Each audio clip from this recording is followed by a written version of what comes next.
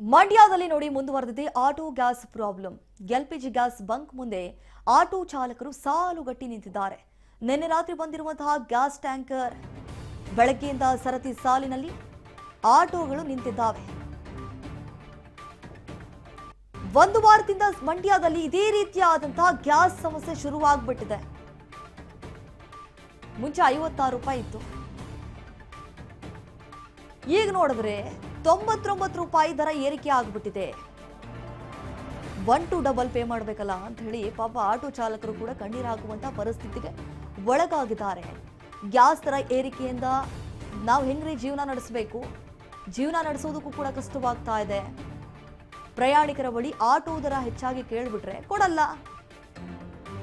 Raj news ಜೊತೆ auto ಚಾಲಕರು ಅಳಲನ್ನ ತೋಡಿಕೊಂಡಿದ್ದಾರೆ. ನೋಡಿ, ಈಗಾಗಲೇ ಮಂಡ್ಯದಲ್ಲೂ ಕೂಡ ಮುಂದುವರೆದಿರುವಂಥದ್ದು ಈ ಗ್ಯಾಸ್ನ ಅಭಾವ ಎಷ್ಟರ ಮಟ್ಟಿಗೆ ಎಫೆಕ್ಟ್ ತಟ್ಟಿದೆ ಅಂತಂದ್ರೆ ರಾಜ್ಯಾದ್ಯಂತ ಪಾಪ ಆಟೋ ಚಾಲಕರು ಕಂಗಾಲಾಗ್ಬಿಟ್ಟಿದ್ದಾರೆ. ನೆಟ್ಗೆ ಗ್ಯಾಸ್ ಸಿಗ್ತಾ ಇಲ್ಲ. ಆ ಗ್ಯಾಸ್ ಫಿಲ್ ಮಾಡಿಸ್ಕೊಳ್ಬೇಕು ಅಂತಂದ್ರೆ ಮಿನಿಮಮ್ ಏನಿಲ್ಲ ಅಂತಂದ್ರು 1 ರಿಂದ 2 ಗಂಟೆ ವೇಟ್ ಮಾಡ್ಬೇಕಂತೆ.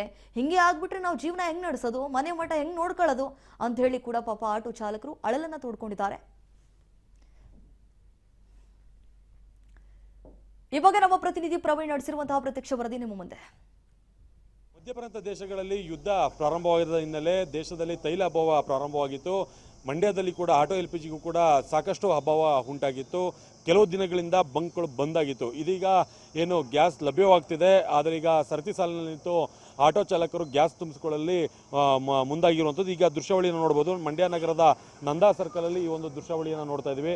ಕಳೆದ ಒಂದು 15 ದಿನದಿಂದ ಈಚೆಗೆ 56 ರೂಪಾಯಿ ಇದ್ದಂಥ ಗ್ಯಾಸ್ ಈಗ ಏಕಾಏಕಿ 99 ರೂಪಾಯಿ ಆಗಿರುವಂಥದ್ದು. ಹಾಗಾಗಿ ಈಗ ಆಟೋ ಚಾಲಕರು ನಿರ್ವಹಣೆ ಮಾಡಲಿಕ್ಕೂ ಕೂಡ ಅಂದರೆ ಏನು ಗ್ರಾಹಕರಿಗೂ ಕೂಡ ಹೆಚ್ಚಿನ ದರವನ್ನು ನಿಗದಿ ಮಾಡಬೇಕಾಗುತ್ತೆ. ಮತ್ತು ಇದರಿಂದಾಗಿ ಜೀವನ ನಿರ್ವಹಣೆ ಮಾಡಲಿಕ್ಕೂ ಕೂಡ ಕಷ್ಟ ಆಗುತ್ತೆ ಅಂತ ಹೇಳ್ತಾ ಇರುವಂಥದ್ದು. ಹಾಗಾಗಿ ಈಗ ಒಬ್ಬರು ಆಟೋ ಚಾಲಕರು ನಮ್ಮ ಜೊತೆಗಿದ್ದಾರೆ, ಅವ್ರನ್ನ ಮಾತಾಡಿಸುವ ಒಂದು ಪ್ರಯತ್ನ ಪಡ್ತೀನಿ. ಸರ್, ಈಗ ಆಟೋ LPG ಲಭ್ಯವಿರ್ತಿರ್ಲಿಲ್ಲ, ಈಗ ಸಿಗ್ತಾ ಇದೆ, ದರ ಕೂಡ ಹೆಚ್ಚಾಗಿದೆ ಅನ್ನೋ ಒಂದು ಮಾತು ಕೇಳಿ ಬರ್ತಾ ಇದೆ. ನೀವು ಯಾವ ರೀತಿ ನಿರ್ವಹಣೆ ಮಾಡ್ತೀರಾ ಅಂತ, ಅಂದರೆ ಗ್ರಾಹಕರಿಗೆ ಯಾವ ರೀತಿ ಈಗ ಇದರಿಂದ ನೀವು ಇದು ಮಾಡ್ತೀರಾ ಅಂತ? ಸರ್, ಗ್ರಾಹಕರು ಈ ಒಂದು ದರ ಹೆಚ್ಚಿಗಳಿಕೆಯಿಂದ ನಮ್ಗೆ ಏನೂ ಉಳಿತಾಯ ಇಲ್ಲ ಇದರಲ್ಲಿ. ಈಗ ನಾವು 100 ರೂಪಾಯಿ ಹತ್ತಿರ ಇದೆ, ಮೊದಲು 51 ರೂಪಾಯಿ ಇತ್ತು. ಹಾಗಾಗಿ ಈಗ 100 ರೂಪಾಯಿ ಮಾಡೋದ್ರಿಂದ ಗ್ರಾಹಕರು ಕೇಳಿದ್ರೆ, ಪ್ಯಾಸೆಂಜರ್ ಕೇಳಿದ್ರೆ ಅವರು ಏನೂ ನಮಗೆ ಸ್ಪಂದಿಸಲ್ಲ. ಈ ಕಡೆ ಸರ್ಕಾರದವ್ರು ಕೇಳಿದ್ರೆ ಸರ್ಕಾರದವರು ಅವರು ಬೆಲೆನ ಇಳಿಸೋದಿಲ್ಲ.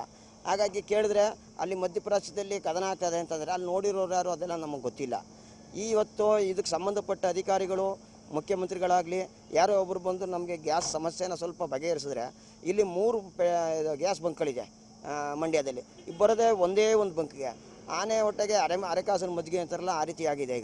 ಈಗ ಜನಗಳಿಗೆ ಪ್ಯಾಸೆಂಜರಿಗೆ ಕೇಳಿತು ಅಂದರೆ ನಾವೇನು ಹೇಳೋಣ, ಅದು ನನಗೆ ಗೊತ್ತಿಲ್ಲ ಅಂತಂತಾರೆ. ಅವ್ರಿಗೇನು ಕೇಳ್ತಾರೆ, ರೆಗ್ಯುಲರ್ ರೇಟ್ ಕೊಡ್ತಾರೆ. ಇವತ್ತು ನಾವು 1 to ಡಬಲ್ ರೇಟ್ ಆಗಿದೆ. 1 to ಡಬಲ್ ರೇಟ್ ಆದರೆ ನಾವು ಇದನ್ನೇ ನಂಬ್ಕೊಂಡು ಬದುಕಿರೋಂಥ ಜನಗಳು, ಆಟೋ ಡ್ರೈವರ್ಗಳು. ಹಾಗಾಗಿ ನಮ್ಗೆ ಇದು ಬಿಟ್ಟರೆ ಬೇರೆ ಉದ್ಯೋಗವಿಲ್ಲ. ಇದನ್ನು ನಡೆಸಿದ್ರೆ ನಮಗೇನು ಆದಾಯ ಇಲ್ಲ. ನಾವು ಹೆಂಗೆ ಜೀವನ ಸಾಗಿಸೋದು? ಇವ್ರು ಕೇಳಿದ್ರೆ ಇವತ್ತು ಒಂದು ಹೇಳ್ತಾರೆ, ನಾಳೆ ಒಂದು ಹೇಳ್ತಾರೆ, ಬರ್ತಾ ಇದೆ ಕಳಿಸ್ತೀನಿ ಅಂತಾರೆ. ಎಲ್ಲಿ ಕಳಿಸ್ತಾ ಇದ್ದಾರೆ? ಈಗ ಕಳಿಸ್ತಾ ಇದ್ದಾರೆ ನೋಡಿ, ಅರ್ಧ ಟ್ಯಾಂಕ್ ಬಂದಿದೆ. 3 ಬಂಕಿಗೆ ಅರ್ಧ ಟ್ಯಾಂಕ್ ಬಂದಿದೆ, ಒಂದೇ ಒಂದು ಬಂಕಿಗೆ ಬಂದಿದೆ. ಇದು ಯಾವ ಮೂಲೆಗೂ ಸಾಲಲ್ಲ. ನಮ್ಮ ಆಟೋ ಡ್ರೈವರ್ಗಳ ಜೀವನ ಅಂತೂ ತುಂಬ ಬಿಕ್ಕಟ್ಟಾಗ್ಬಿಟ್ಟಿದೆ. ಇವತ್ತಿನ ಕಾಲದಲ್ಲಿ ನಾವು ಜೀವನ ನಡೆಸೋದೇ ಕಷ್ಟ ಆಗ್ಬಿಟ್ಟಿದೆ. ಯಾತಕ್ಕಪ್ಪ ಇದನ್ನು ನಾವು ಓಡ್ತಾ ಇದ್ದೀವಿ ಅಂದರೆ ಇದು ಬಿಟ್ಟರೆ ಬೇರೆ ವಿಧಿ ಇಲ್ಲ. ಹಾಗಾಗಿ ಬೇರೆ ಜಾಬ್ಗೆ ಹೋಗೋಕ್ಕೆ ಇದು ಒಂದು ಸಮಯನೂ ಅಲ್ಲ, ಏನೂ ಇಲ್ಲ. ಹಾಗಾಗಿ ನಾವೇನು ಮಾಡಬೇಕಾಗುತ್ತೆ, ಈಗ ಇದನ್ನೇ ನಂಬ್ಕೊಂಡು ಏನೋ ಒಂದು 100 ರೂಪಾಯಿ ಹೊಡೆಯೋ ಜಾಗದಲ್ಲಿ ಒಂದು 20-30 ಮನೆಗೆ ಅಷ್ಟೇ, ಹಾಲಿಗೆ ಅಷ್ಟೇ ತೊಗೊಂಡೋಗೋದು. ಇನ್ನೇನು ಯಾವುದಕ್ಕೂ ನಾವು ತೊಗೊಂಡು ಹೋಗೋಕ್ಕಾಗ್ತಾಯಿಲ್ಲ. ಏನು ಸರತಿ ಸಾಲಿನಲ್ಲಿ ನಿಂತು ಆಟೋಗಳು ಏನು ಪ್ರತಿನಿತ್ಯವೂ ಕೂಡ ಏನು ಗ್ಯಾಸ್ಗಾಗಿ ಬವಣೆ ಪಡ್ತಾ ಇರುವಂಥದ್ದು. ಈ ಒಂದು ಸಂಕಷ್ಟದಲ್ಲಿ ಈಗ ದುಬಾರಿ ಶುಲ್ಕದಿಂದಾಗಿ ಗ್ರಾಹಕರಿಗೂ ಕೂಡ ಹೊರೆ ಆಗ್ತಾ ಇದೆ. ಗ್ರಾಹಕರು ಕೂಡ ಏನು ಗ್ರಾಹಕರಂದ್ರೆ ಪ್ಯಾಸೆಂಜರ್ಗಳು ಅವರು ಕೂಡ ಹೆಚ್ಚಿನ ಬತ್ತಿಯನ್ನು ನೀಡಲ್ಲ. ಆದರೆ ಇದನ್ನು ನಾವು ಅನಿವಾರ್ಯ ಕಾರಣದಿಂದಾಗಿ, ಜೀವನೋಪಾಯದಿಂದಾಗಿ ಈ ಒಂದು ಕೆಲಸವನ್ನು ಮಾಡಬೇಕು ಅಂತ ಹೇಳ್ತಾ ಇರೋದು. ಒಟ್ಟಾರೆ ಹೇಳೋದಾದರೆ ಮಧ್ಯಪ್ರಾಂತ ದೇಶಗಳಲ್ಲಿ ಏನು ಯುದ್ಧ ಏನು ನಡೀತದೆ, ಯುದ್ಧ ಸದ್ಯಕ್ಕೆ ತಾತ್ಕಾಲಿಕವಾಗಿ ಕದಮ ವಿರಾಮ ಘೋಷಣೆ ಮಾಡಿದ್ರು ಕೂಡ ಇಲ್ಲಿ ಗ್ಯಾಸ್ ದರ ಹೆಚ್ಚಾಗಿರೋದ್ರಿಂದ ಆಟೋ ಚಾಲಕರು ಸಂಕಷ್ಟದಲ್ಲಿ ಸಿಲುಕೊಂಡಿರುವಂಥವು. ಕ್ಯಾಮರಾ ಪರ್ಸನ್ ರವಿ ನಂಜನ್ ಜೊತೆ ಪ್ರವೀಣ್ ಕುಮಾರ್ ಜಿಟಿ, ರಾಜ್ ಟಿವಿ, ಮಂಡ್ಯ.